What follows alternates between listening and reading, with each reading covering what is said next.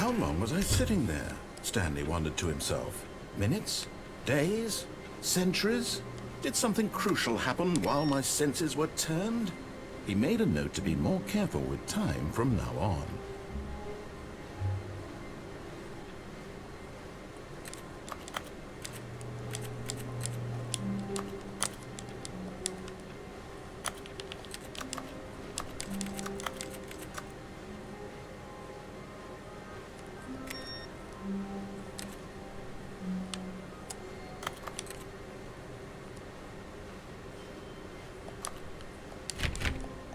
Stanley went around touching every little thing in the office, but it didn't make a single difference, nor did it advance the story in any way.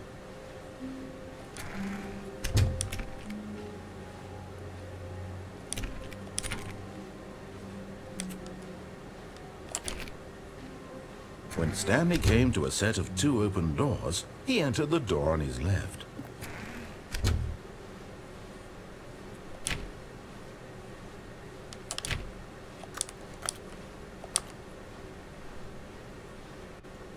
Yet there was not a single person here either. Feeling a wave of disbelief, Stanley decided to go up to his boss's office, hoping he might find an answer there.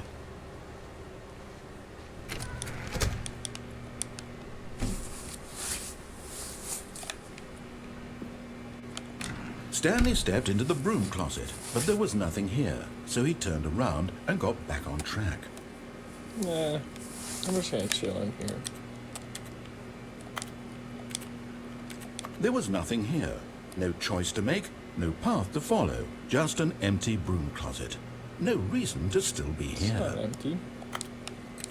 Just tape, wrench, broom. It was baffling that Stanley was still just sitting in the broom closet. He wasn't even doing anything. At least if there was something to interact with, he'd be justified in some way. As it is, he's literally just standing there doing sweet FA.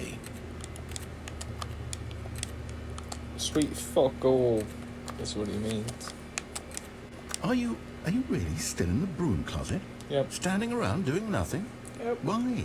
Please offer me some explanation here. I'm genuinely I just want confused. to baffle you, bro.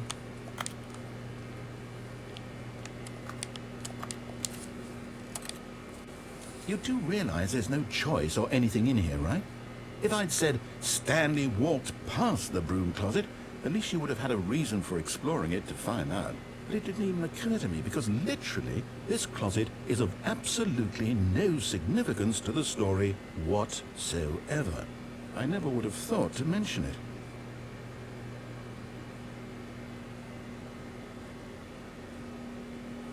Maybe to you this is somehow its own branching path. Maybe when you go talk about this with your friends you'll say, "Oh, did you get the broom closet ending? The broom closet ending was my favourite." I just find this concerning. Oi, did you pay the Stanley Stanley was favour? fat and ugly and really, really stupid. Oh no, He he's probably only insulting got me. the job because of a family connection. That's how stupid he is. That or with drug money. Also, Stanley is addicted to drugs and hookers. I am. Thank you. Well, I've come to a very definite conclusion about what's going on right now. You're dead. You're dead. You got to this broom closet, explored it a bit, and were just about to leave because there's nothing here, when a physical malady of some sort shut down your central nervous system and you collapsed in front of your screen. Well, in a situation like this, the responsible thing is to alert someone nearby so as to ensure that your body is taken care of before it begins to decompose. Hello? Anyone who happens to be nearby? The person at this computer is dead. They have fallen prey to any number of your countless human physiological vulnerabilities. It's indicative of the long-term sustainability of your species. Please remove their corpse from the area and instruct another human to take their place, making sure they understand basic first-person video game mechanics and filling them in on the history of narrative tropes in video gaming, so that the irony and insightful commentary of this game is not lost on them. All right. When you've done that, just step out into the hallway.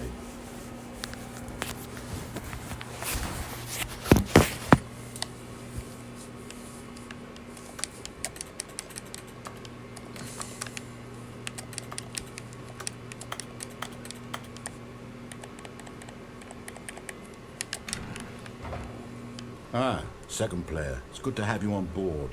I guarantee you can't do any worse than the person who came before you. You too? Unbelievable. I'm at the mercy of an entire species of invalids. Perhaps there's a monkey nearby you can hand the controls to. A fish?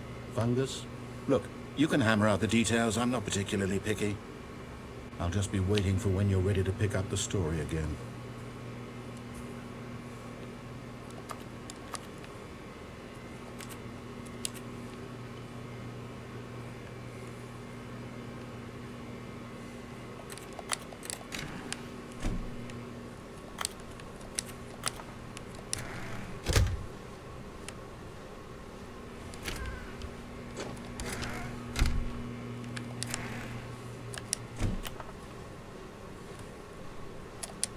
Coming to a staircase, Stanley walked upstairs to his boss's office.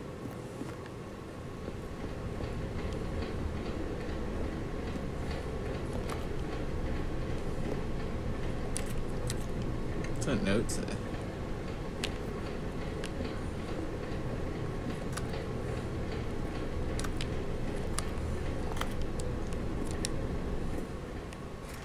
But Stanley just couldn't do it. He considered the possibility of facing his boss. Admitting he had left his post during work hours, he might be fired for that. And in such a competitive economy, why had he taken that risk? All because he believed everyone had vanished. His boss would think he was crazy. And then something occurred to Stanley. Maybe, he thought to himself, maybe I am crazy. All of my co-workers blinking mysteriously out of existence in a single moment for no reason at all. None of it made any logical sense. And as Stanley pondered this, he began to make other strange observations. For example, why couldn't he see his feet when he looked down? That's a good point, Why Don. did doors close automatically behind him wherever he went? And for that matter, these rooms were starting to look pretty familiar. Were they simply repeating? No, Stanley said to himself, this is all too strange. This can't be real. And at last, he came to the conclusion that had been on the tip of his tongue. He just hadn't found the words for it. "I'm dreaming!" he yelled. "This is all a dream." Oh, what a relief Stanley felt to have finally found an answer, an explanation. His co-workers weren't actually gone. He wasn't going to lose his job. He wasn't crazy after all. And he thought to himself, I suppose I'll wake up soon. I'll have to go back to my boring real-life job pushing buttons. I may as well enjoy this while I'm still lucid. So, he imagined himself flying and began to gently float above the ground. Then he imagined himself soaring through space on a magical starfield, and it too appeared. It was so much fun, and Stanley marveled that he had still not woken up. How was he remaining so lucid? And then perhaps the strangest question of them all entered Stanley's head. One he was amazed he hadn't asked himself sooner. Why is there a voice in my head dictating everything that I'm doing and thinking? Now the voice was describing itself being considered by Stanley, who found it particularly strange. I'm dreaming about a voice describing me, thinking about how it's describing my thoughts, he thought. And while he thought it all very odd, and wondered if this voice spoke to all people in their dreams, the truth was that, of course, this was not a dream. How could it be? Was Stanley simply deceiving himself? Believing that if he's asleep, he doesn't have to take responsibility for himself? Stanley is as awake right now as he's ever been in his life. Now, hearing the voice speak these words was quite a shock to Stanley. After all, he knew for certain, beyond a doubt, that this was in fact a dream. Did the voice not see him float and make the magical stars just a moment ago? How else would the voice explain all that? This voice was a part of himself too. Surely, if he could just... He would prove it. He would prove that he was in control, that this was a dream. So he closed his eyes gently, and he invited himself to wake up. He felt the cool weight of the blanket on his skin, the press of the mattress on his back, the fresh air of a world outside this one. Let me wake up, he thought to himself. I'm through with this dream. I wish it to be over. Let me go back to my job. Let me continue pushing the buttons. Please, it's all I want. I want my apartment, and my wife, and my job. All I want is my life exactly the way it's always been. My life is normal. I am normal. Everything will be fine. I am okay.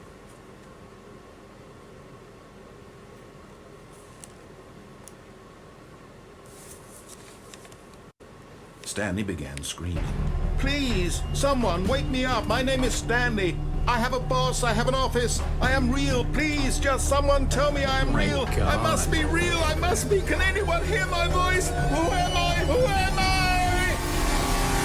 And everything went black.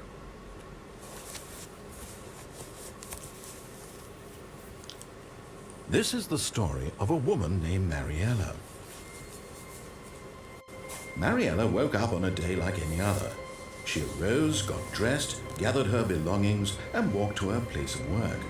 But on this particular day, her walk was interrupted by the body of a man who had stumbled through town talking and screaming to himself, and then collapsed dead on the sidewalk. And although she would soon turn to go call for an ambulance, for just a few brief moments, she considered the strange man. He was obviously crazy. This much she knew. Everyone knows what crazy people look like. And in that moment, she thought to herself how lucky she was to be normal. I am sane. I am in control of my mind. I know what is real and what isn't. It was comforting to think this, and in a certain way, seeing this man made her feel better. But then she remembered the meeting she had scheduled for that day, the very important people whose impressions of her would affect her career, and by extension, the rest of her life. She had no time for this, so it was only a moment that she stood there, staring down at the body. And then she turned and ran. So I'm dead?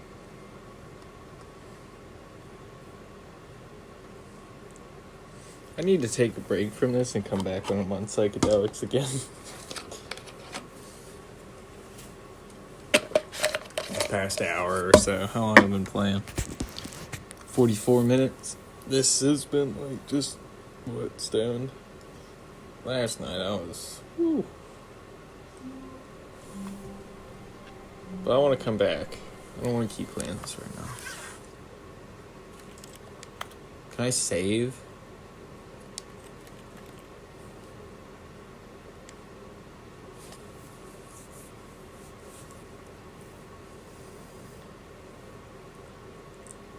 I appreciate you watching. This has been really fun. I enjoy this. I remember watching Sips and the Augcast plays ages ago.